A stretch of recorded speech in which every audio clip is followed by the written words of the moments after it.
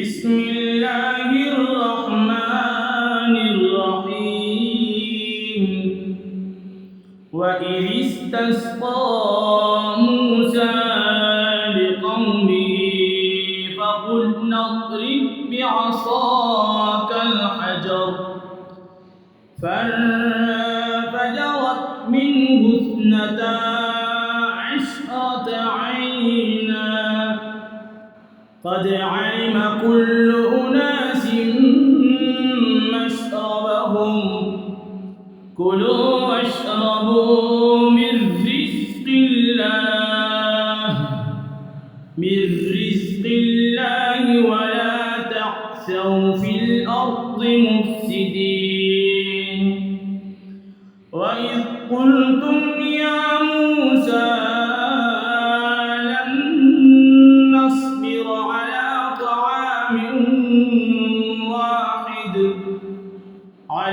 طعام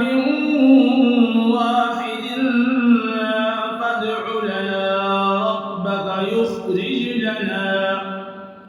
يخرج لنا مما تنبت الأرض من بقلها وقثائها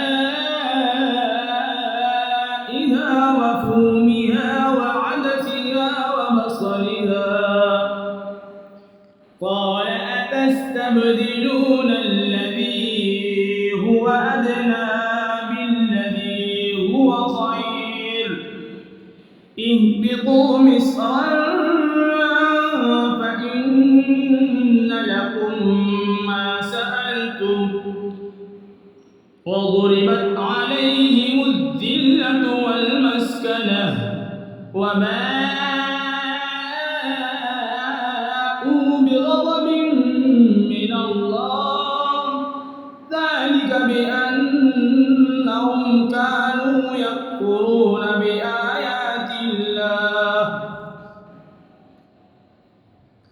بآيات الله ويقتلون النبيين بغير الحق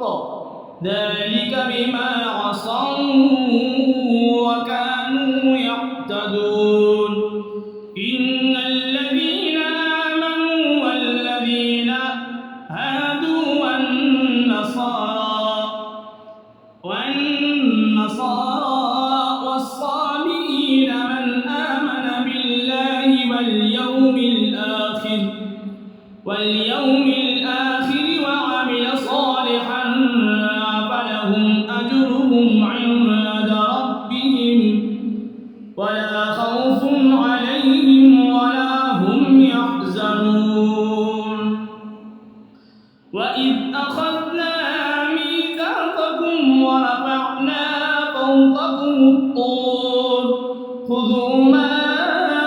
آتيناكم بقوة واذكروا ما فيه لعلكم تتقون ثم توليتم من بعد ذلك فلولا فضل الله عليكم ورحمته لكنتم من الخاسرين ولقد علمتم الذين اعتدوا منكم في السبت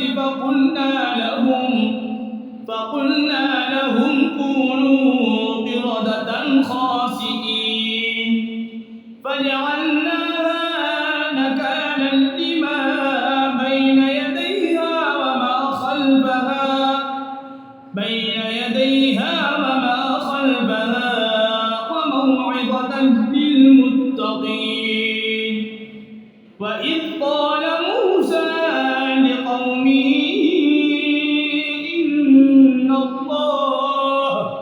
إن الله يأمركم أن تذبحوا بقرة قالوا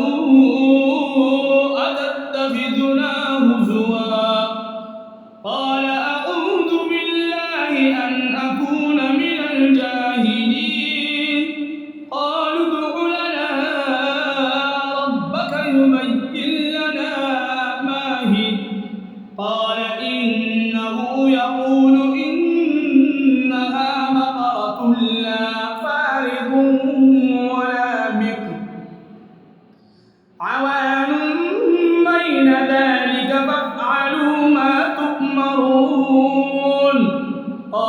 ادع لنا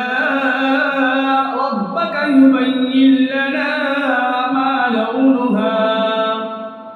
قال إنه يقول إنها بقرة صفراء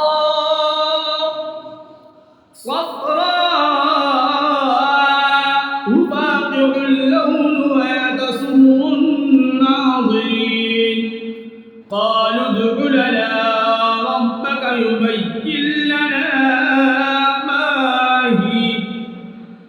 يبين لنا ما هي إن البقرة تشابه علينا وإنا إن شاء الله لمهتدون قال إنه يقول إنها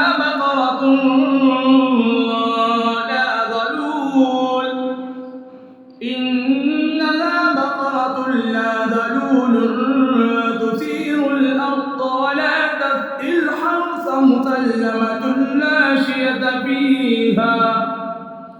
مسلمة لا شية فيها